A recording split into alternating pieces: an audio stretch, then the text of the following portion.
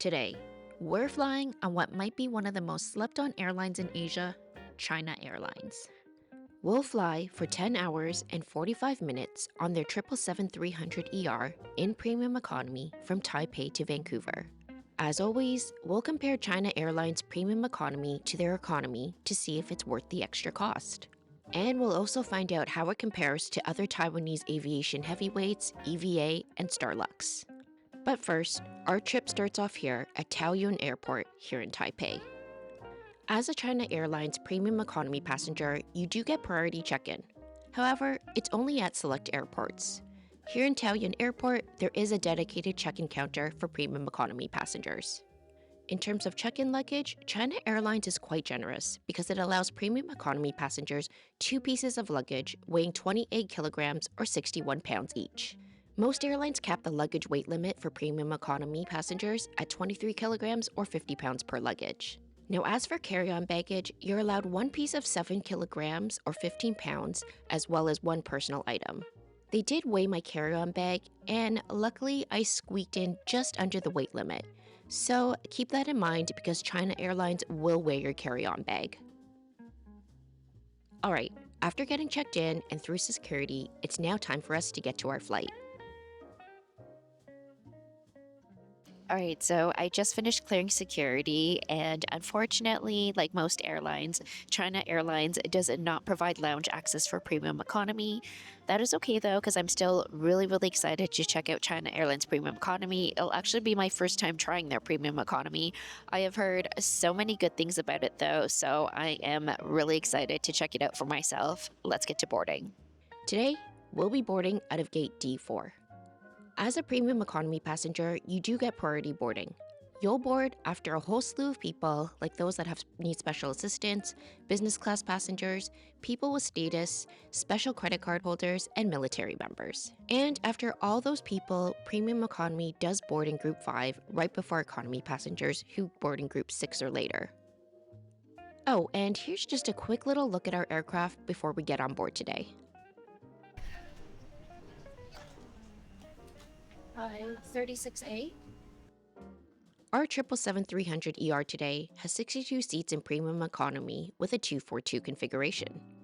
Today, we'll be sitting in seat 36A, which is the last row next to the window. The seats have a 19-inch or 48-centimeter width and a row pitch of 39 inches or 99 centimeters. In between the seats, you'll find a double-wide armrest with a small marble print cocktail tray at the end to hold beverages. In terms of charging, each passenger gets their own universal AC outlet, which is located in the center armrest close to the floor. Each passenger also gets their own USB-A outlet, which is located under the IFE. Up in front, there's a small tray table that flips out that can hold smaller devices or beverages. And of course, there's also a larger tray table for you to eat your meals, and it is adjustable forwards and backwards. In terms of legroom space, this is what it looks like. And of course, here's what the space under the seat in front of you looks like as well, so that you can store any of your personal items close by. The last thing here on the floor is that there's a foot pedal that comes down, as well as a calf rest that pops up. And I found that the foot pedal and the calf rest really made a difference in terms of comfort. Now let's talk about the recline. The seats are a hardshell fixed seat, which means that the seats don't recline, which is nice because obviously that means you won't have anyone reclining onto you, so you'll always know how much space you have. Instead, the seats slide down and give you the equivalent of a 118-degree recline. Here's also a side view of what the seats look like when you slide down, and here's what it looks like when you slide them back up. And here's just one more close-up shot of how far the seats slide down from the top of the seat shell. And I also got really lucky for this flight because it happens that there is nobody sitting next to me, which I was super excited about. Before takeoff, the crew does stop by and offer us welcome drinks. There's a choice between orange juice, apple juice, and water. I chose the orange juice. We were also given some moist towelettes by French brand Payot to wipe our hands. Okay, now that we're in the air, let's take a look at the menus for food and beverages. There were no paper menus, but the menus could be found on the IFE. Here's the main meal menu, which was for dinner, the snack menu, and finally, the pre-arrival menu, which is breakfast. And now for the beverage menus. Here are the non-alcoholic options as well as the alcoholic menu options.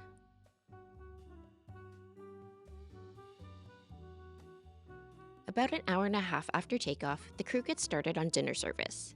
I chose the roasted chicken thigh with red curry sauce and rice. This dish was actually done in collaboration with one-star Michelin restaurant T+T located in Taipei. But before we talk about the food, let's talk about the tableware. Everything is served on one tray, and while the main dish is served in ceramic, everything else is served in plastic containers. You also get a full set of metal cutlery, whereas in economy, you'll get all plastic containers and a scaled-down set of lightweight, recyclable metal cutlery, which includes a spork and a knife. For the appetizer, there was a mini Mediterranean vegetable and pineapple skewer, as well as a chicken, ham, and cheese tart. There was also a green papaya salad with baby squid, some onion bread, and a cheese and fruit plate. The appetizers were kinda just so-so. I didn't think they were anything special.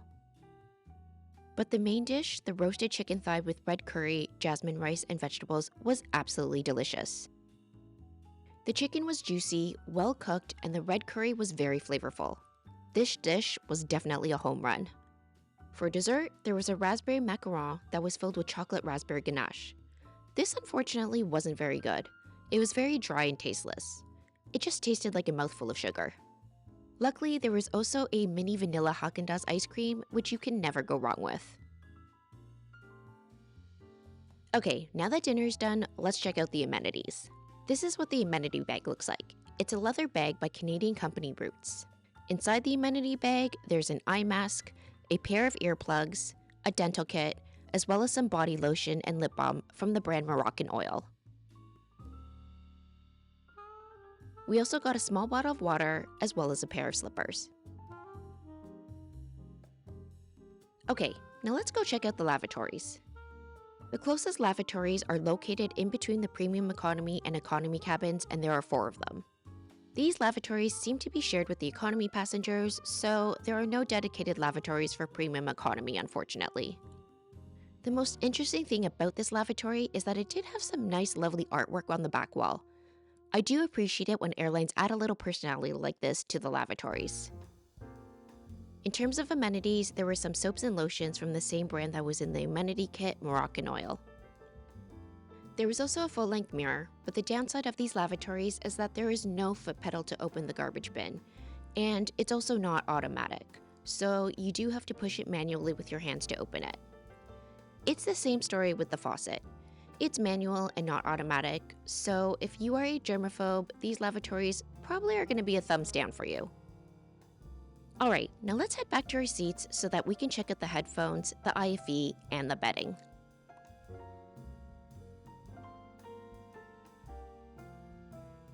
Back at our seats, let's take a look at the bedding first. The pillow is a standard size pillow. As for the blanket, this is what it looks like. It's quite a nice comforter. It was pretty thick, and I was pleasantly surprised to discover that it's the same blanket that's used in business class, which made for a very comfy and warm flight. Now let's take a look at the headphones. This is what the headphones look like. They are noise reducing, and they are pretty good for premium economy headphones, which is good because the IFE does not support Bluetooth capability, so you'll either have to use the provided headphones or have an adapter if you want to use your own.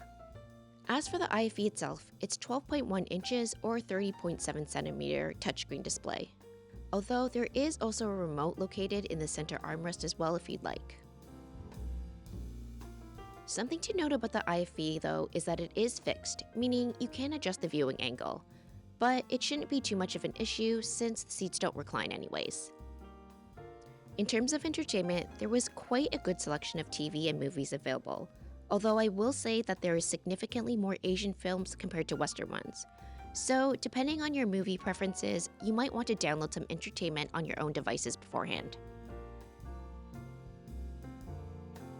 If you'd rather doom scroll on your phone or get some work done, China Airlines does provide complimentary Wi-Fi for premium economy passengers, whereas economy passengers get free messaging only. Now, as for the snack situation, I did head on over to the galley to see if there was any snacks available, but there was nothing set up in the galley. The crew did walk around periodically throughout the flight though and offered some rice cracker snacks and cups of water. Here's a quick look at what the rice crackers look like up close if you're curious. If you did need something a little more substantial than rice crackers though in between meals, they did walk around and offer sandwiches as well.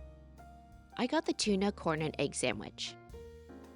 This was just okay taste-wise, and it was also a little bit soggy, so I'd say either stick to the rice crackers or bring your own snacks.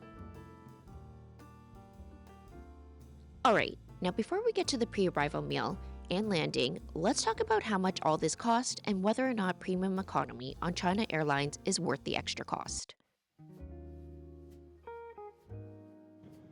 Okay, so as always, let's talk about how much all this cost as well as what I paid. So first, what I paid. So one way between Taipei and Vancouver, I used Air France KLM Flying Blue Miles, and it was 41,000 Flying Blue Miles plus 52.78 euros in taxes and fees.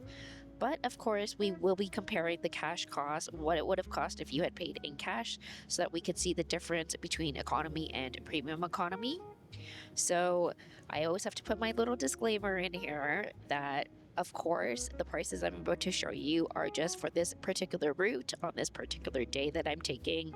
Of course, because prices are dynamic. If you are searching, the prices might be more or less expensive because that's just how flight pricing is. It's dynamic. So let's get started. The prices I'm about to show you are for round trip between Taipei and Vancouver. So round trip between Taipei and Vancouver in basic economy was 37,248 new Taiwan dollars, and round trip premium economy lowest fare was 49,723 new Taiwan dollars, which means premium economy was just slightly less than 35% more than economy. It's actually a pretty good price considering most airlines charge closer to double the cost of economy for premium economy. But let me know what you think about the price difference. Do you think it's worth it? Before our pre-arrival meal, we're given another scented Peo towel for our hands. For the pre-arrival meal, there was a choice between fish and scallop congee or zucchini risotto with ratatouille and soft scrambled eggs. I chose the zucchini risotto with ratatouille and soft scrambled eggs, which is done in collaboration with Michelin Bib Gourmand restaurant Little Tree Food located in Taipei. The soft scrambled eggs were actually really quite fluffy and nice, and the ratatouille tasted fresh and flavorful. This was a really great breakfast. There was also a side of soybean milk bircher muesli, a fruit plate, and a small croissant. And as we start to make our descent here in Vancouver, let's talk about China Airlines and if their premium economy is worth the extra cost compared to their economy. While the premium economy seats on China Airlines are dated, with them now being 10 years old, they're still quite comfortable. A refresh couldn't come soon enough though, especially with EVA releasing their new premium economy recently, and of course Starlux, the newcomer, having the most modern and tech-forward seats compared to the other two Taiwanese carriers. As for food, for the most part it was good, with the mains being their strong points and their appetizers, sides, and snack options maybe needing a little bit more work. In terms of service, I found it to be quite good as well. The crew was attentive, friendly, and efficient, so definitely no complaints here. But let me know what you think of China Airlines Premium Economy. Is it worth the extra cost to fly in their Premium Economy over economy? And how do you think China Airlines compares to EVA and Starlux? As always though, thank you for joining me on board today. And if you've enjoyed the video, please do like it and subscribe so that we can fly together again soon.